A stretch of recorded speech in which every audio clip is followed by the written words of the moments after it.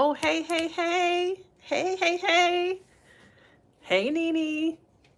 How you doing? You are one of my loyal subs. I'm so happy you joined the live and I get to actually chit chat with you about whatever you want to talk about. You got me for like 30 minutes before my client shows up, but let's talk about some things. I am good. I am doing good. Today was supposed to be a midday, maybe a little heavier, but light at the same time. But it ended up being like very light. So I am just enjoying these last couple sessions I'm going to have today. But how is your day going? Okay. How are you doing? But yes, it's really great to connect with my community. I'm really big on community here. I'm not just about the subs, I'm not about the money. I want to build a community in this space. So I love talking to you guys, getting to know you. And I'm hoping the new year to do more stuff to build community here. Might do a membership, I'm not sure yet. But yeah, how is your day going? What is going on with you, sis? No complaints. That's what I'm talking about. Sometimes our minds can go to like these negative spaces, but you gotta stay in the positive. You gotta stay in the clear, okay? Now, one thing I kind of want to talk about today is Tia. Okay, because I've been seeing stuff in the social media, Facebook, different places. Apparently she's getting a lot of flack for her TV show, which I guess I've not been paying attention to more of how people are being receptive of it. But I really want to talk about that because I think it's really unfortunate that she's vulnerable, transparent, and I feel like the media is still holding her past against her. They're still focused on, well, why did her and Corey break up? Not so much focus on where she is in her healing journey and that she is a work in progress. So I've been seeing stuff online, and at times it feels like people just want mess. People are more focused on the mess of her life and people's lives, that they're not focused so much on she wants to grow, people can evolve, people can change. People are used to Tia being a people pleaser. I picked up on that in the first episode, that Tia is a big people pleaser. And I think she has even people around her who are just used to her being a people pleaser, being able to have so much access to her, which a lot of people can relate to. And I think some of her, I don't want to say downfall, but one of the things I feel like she needs to work on is having boundaries and knowing that it's okay to choose herself and say no. Now, I think a lot of you guys can actually relate to that because maybe in your own lives you are going on a journey, and some of the people who had access to you in the past might still have access, and those people need to be let go. Let me know in the comments if I'm speaking to you, if this is connecting. And also, just I know we got Nene from Ohio. Who else we got in here, y'all? But yeah, lots of times you're on your healing journey, such as Tia, and people, I don't know why I keep saying like reconnecting. You also have to see that, where was I going? Tia has always been connected to somebody, literally in her life. She's always been connected to her sister from utero. So this to me is the first time in her life that she is solo dolo. And she is adjusting to being solo, being just Tia. Who is Tia today? Okay, because I think people are used to the Tia of the past, the sister, when they first had their TV show, that they're not allowing her to change, evolve. They're just so used to a certain version of her. And as you change and grow and evolve, you will recognize that people around you are used to the old you. And sometimes that means letting go of those people. Sometimes that means it's time to choose me first. Okay. And once you start setting boundaries, once you start choosing yourself, people are not used to that. And I think that's what we're seeing with Tia. Someone who is evolving, changing, healing, growing. And I always say healing is not linear. Healing is not like this. What is with my internet here? I'm supposed to have the best internet. Okay, I'm at the office. I don't know why it keeps doing this. But let me know you guys' thoughts, where you watching from. It say I got 12 people in here. Okay? Come out the bushes, speak, say hi. chat, okay? Support the channel. Let me know where you're watching from. Like the live. I really don't go live often because I normally don't be having time. but um, but yeah, and this docu-series is also shedding a light on divorce. People think that when you divorce somebody, oh, my life is just gonna be better once I get rid of this dead weight. But divorce is a roller coaster. Sometimes you recognize you still in love with that person. Sometimes, like, how can I still have positive feelings for this person when they put me through so much? Because love does not turn off like that. Especially if you have established years with this person, maybe kids, maybe finances, and to suddenly disconnect, it's not going to just like turn off and go away. It's going to take some time, and you have to really give yourself time to heal, whether it's a divorce, a friendship, the relationship ending is something that you're trying to adjust to. We don't talk even enough about friendships ending and how those friendships also feel like a divorce. Friendships at times feel like a divorce. You're mourning the loss of being a unit, whether it's a friendship, whether it's a relationship, whether it was a marriage. You are used to that person being in your life. And so I also feel like, thinking about friendships I have had that I'm no longer involved in, depending on where I was in my life, depending on those relationships, at times, even though it wasn't maybe the best friendship, I'm just like, I was just so used to that person being in my life. Like, damn, we really don't talk no more. We really ain't like this no more. We really have moved on. I haven't heard from this person in like a couple years. It just fell off. And for me, it showed me that once I took a step back, once I decided to stop putting in so much effort, the friendship fell apart. And that is similar to a marriage. Some people feel like they're putting in more work, time, effort than their significant other. That you see, once you stop putting in effort, you see what it really is. And it's hard to see that too. The grief of relationships. What does it look like to grieve? How does it feel? And are you in a place where you can sit through that discomfort of the grief? Ask yourself. But I want to hear from y'all in the chat. Let me know where y'all watching from. If y'all just stumbled across this live, if you one of my subbies. But we're talking about Tia, her new show, the flack she's getting. I think how at times when Black women decide they want to choose themselves over other people, relationships, marriages, you see the media turn on them. And I think, I haven't personally seen it, but I've seen other people on Threads and Facebook putting these posts that they support Tia amongst the negative flack that she's getting on social media. I'm like, where? I have not seen no negative stuff. The only thing I did see, because once I saw it, I'm like, let me look into it a little bit further, because I don't know where this is coming from. I did see people were upset that in the first episode, what you think they wanted to hear? What y'all think? They wanted to hear about why her and Corey broke up. And they were disappointed that she did not talk about why the divorce happened. Hey, Chicago. Shy City in the house. Thank you for subscribing. Thank you for loving the content. I love it too. I was talking to my husband earlier. I'm like, I feel like this is actually going to go somewhere. I really love what I do here. I really love connecting with you guys in the community that we're developing. I hope to be going live a lot more. It's just my schedule right now is like jam-packed. I'm actually going to be on set recording something tomorrow for Department of Public Health tomorrow. So I'm kind of busy in a good way. Like, there's a lot of abundance happening in my life because of the YouTube channel. But welcome. I'm so happy to see you come in. I'm so happy you subscribe. But yeah, we just talking about, Tia and Tamara. Do you guys think that it's possible for their relationship to get back to where it is? Or are they in a place where if we rebuild our relationship, we're not rebuilding it, but we're starting anew? Maybe what we had, we can never get back to that, but maybe we're in a place where we want to start fresh. Because sometimes there's so much hurt, so much pain that we can't reestablish, but we can build anew.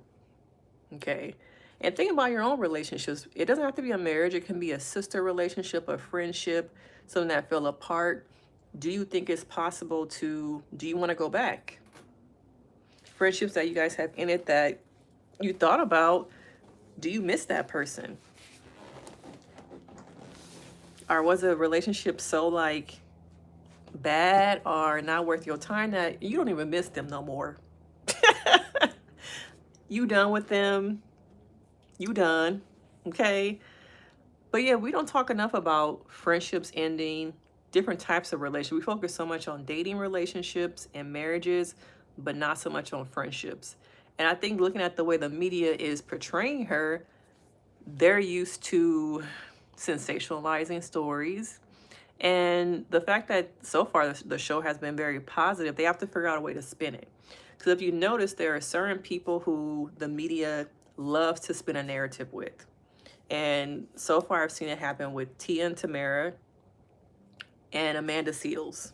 Okay, there's of course other people, but most recently, I've seen when it comes to these two, Tia and Tamara and Amanda Seales, the media loves to spin a narrative to make both of these people look completely bad. Now, to me, there's gray. Sometimes Amanda Seales has great moments, other times maybe she doesn't, but the media loves to run and drag her through the mud. And it shows you just how with Black women, you have to fit inside of a box. And if you don't fit inside of that box, then we gonna use clickbait, we gonna do whatever we can to turn the audience against you. Truth seeker, you feel like sometimes you have different friendships and different seasons. I agree. I very much agree. I used to be a believer that the friends you have from early 20s, are the same friends you're gonna have with your 40s. But some people come into your life just for a season, just for a chapter, just for a lesson. Heard that last part? Just for a lesson. Okay? And we have to get comfortable with letting go of friendships, not holding on for history, not holding on for comfort, but to let go and know that it's okay to walk away from something that is not serving you. Even if it's a 20-year friendship, a 15-year friendship, it's okay to walk away. Nene, you say you think Tia and Tamara are good, but they are in different seasons. Yes, I agree. Life be lifing. Perimenopause. Yeah, I feel like Tabitha Brown, and it was somebody else who did an ad. What's the lady from Grotesque? She be in everything, Ryan Murphy. I just saw her do a perimenopause commercial. Dang, what is her name? Let me see.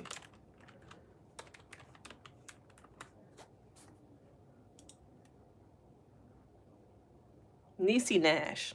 I think we're starting to talk more about perimenopause, but not as much, especially in the Black community. I feel like the one thing, what do y'all think is the one thing you have learned growing up in the Black community about menopause? I'm gonna wait because I want to see what y'all already know.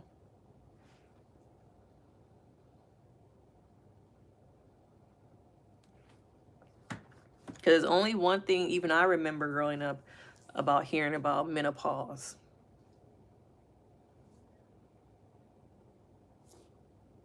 Hot flashes is one, but it's one other big one.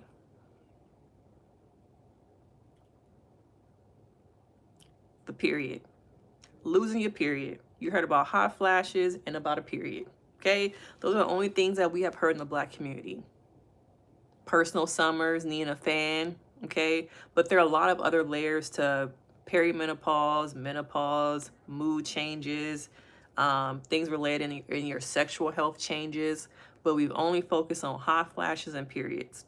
So I'm glad that now we're talking about it a little bit more. I see Tabitha Brown, I see Niecy Nash, but we need to have deeper conversations about what it looks like, your hormonal changes, the early signs of something perimenopause or something. Sometimes getting hair on your face. Sometimes it's sexual dysfunction. There are a lot more things that we don't talk about. Now, it's interesting because I saw Tabitha Brown on Tia's cooking show, And I did not know that Tia is actually older than Tabitha Brown. Did y'all know that? Now, as much as we love Tabitha, and I'm not being shady, I'm really not. I think she looks older to me than Tia does. But I know, Tabitha is actually younger than Tia. But yeah, I wish we know more about perimenopause, because you get dry, okay? It's a lot of things happening with your body that it's more than hot flashes, it's more than mood swings, and it's more than not having a period no more. It's a lot more than that, but we don't talk about it enough. And it could be, I don't know Tia personally. She seems young spirited, so I'm not really sure if that could be something that's also influencing her. Yeah, I think Tabitha Brown, let's see. Tabitha Brown is 45. Okay. Let's see how old is Tia. Tia is 46. Okay. Even though it's only a year apart, looking at these two, you would think that Tia is younger than Tabitha. But yes, fact we just learned. Okay. Yeah, I'm serious, Nene. I just looked it up. Tia is 46. Now, she had cut her hair off when she was 42, when she did the big chop. And when she did the big chop, you could see her age more because she was gray. She had this little afro going on. But since she wears a lot of braids, and I'm pretty sure she dyes her hair, you would think that she is younger than Tabitha. But yeah, Tabitha looks like Tia's mom. Tia's mom is very dark skinned. So I could see the same though. I don't know about that. But Tabitha Brown to me does look older. I'm not sure if it's the afro, but she does come off older than Tia. So when I found that out, I was like, how is Tia older than you?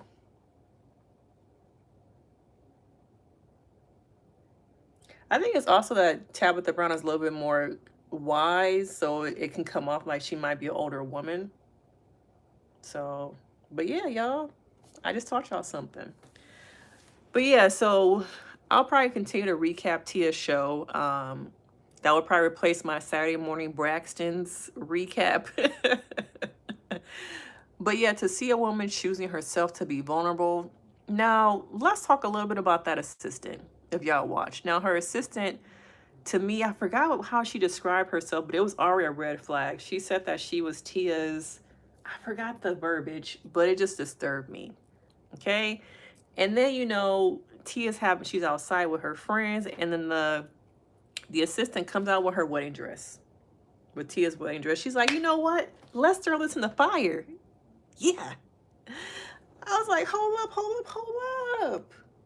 Pump your brakes. Pump your brakes, okay? You want me to set my wedding dress on fire? You doing too much. But once again, it shows that Tia needs to have better boundaries. Really, the fact that you went upstairs, got my dress, and decided, let's set it on fire, girl. That was doing too much. Y'all agree. It was doing too much, okay? I just think that too much access. She sees herself like this. Like, me and Tia are like this. And it needs to be like, nah, girl, I'm your boss. And I'm not trying to be up here, but I need you to remember, you work for me. And we see that in celebrity relationships, people getting too close, too much access. Okay? But I'm your boss. You're an employee. Don't let these cameras fool you. Don't let our relationship fool you. Okay? But I'm curious to see how things will evolve and happen with the assistant. Didn't she bring out also like some kind of poster about they were gonna come together and figure out what Tia's ideal man was? Lady, I was with my husband for how many years was she with him? Because Cree is like what, 13 at this point. So she was at least with Corey 15 years. She's a late bloomer. She went through everything. She lost her everything to Corey. Her virginity. He's the only man that she knows for, I would say 15, 17 years, because I don't know how long they were really, 22 years. Okay, 22. I've only been divorced, what, a year and a half? A year? I've been divorced a year. So I'm guessing this show was probably filmed maybe in the spring. And her divorce was final like last, what, October? So when the show was filmed, it's like, okay, girl, give me like some time. You're burning my dress. You're trying to fix me up. Stop. See, sometimes also friends can be so focused on making you feel better that does not allow you to really sit with stuff and recognize I need healing. I need to stop running from it. 22 years of marriage with only 1 year under your belt of a divorce. You're trying to co-parent. Slow down. So when it comes to breakups or divorce, how you know when you're emotionally ready to date or move on? I think when you talk about or think about the relationship ending or your divorce and your body doesn't have an emotional reaction. You don't become activated when the topic is brought up, when you think about the person, when you think about the memories. When that stuff doesn't come up or happen to you, then I feel like you're probably in a place to, okay. I noticed that when we talked about, say, James, when we talked about James, like, I don't feel nothing no more. When I talk about being divorced, I don't feel anything. So recognize what your body is telling you when you become activated, when you are talking about things you've been through, places, people. What reaction is your body having? If you are in a place where you don't have any reaction, think about that. Reflect on it. Am I healed? Am I ready to move on? Yeah. I would say also, we need the same thing. Date yourself. Give it maybe, see, she was with him 22 years, 3 years. Give it maybe 3 years of dating yourself, figuring yourself out, who you are today versus who you were 22 years ago. Because evidently you're not the same person if your relationship did not work. So,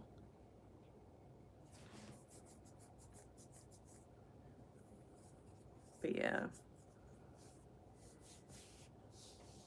But yeah, I just wanted to hop on here and discuss some things with y'all. But thank you, Truth Seeker, for jumping on. Nene, Peace. Anybody else? Y'all, does anyone else want to say hi? Don't be shy. Don't be scared. I'm not gonna bite. You can just put a little hi in the little chat and let me know you're here. Yeah, client didn't show up, so I'm like, let me just try this live thing. It wasn't scheduled. I was like, okay, let me just go on here and talk for a little bit. But yeah, I have a client at 5, so I know they're gonna be probably knocking on the door early. They be trying to get up in here on this couch. What is a good time for me to go? I do want to talk about Queen's Court. I'm trying to figure out what would be a good time for us to try and talk about that. I don't really know what my schedule is going to be these next 2 days because of the whole me being on set. So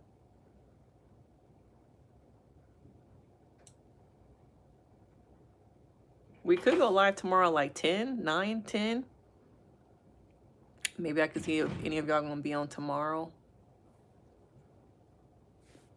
But yeah, I might try and get one episode in tonight. But I could probably go live tomorrow at 9 or 10. So let me know right now. Does 9 work for y'all? Of course, this is Cali time. But I can set it up and we can go live tomorrow at 9 or 10. Because I don't have to be on set tomorrow until, I have to be there till 2:30. So I'll probably leave like around 11 to try and just get to the area a little bit early. But y'all want to do 10 o'clock? I can get on live for like an hour tomorrow. That still gives me time to drive to set tomorrow. So Okay, we gonna set up. Y'all want to talk Queen's Court? We gonna be over here tomorrow. But thank you guys so much for your time. Thank you for joining the live. Make sure you like a couple of my videos. Help me get through that algorithm. And I will see y'all tomorrow at 10. Bye.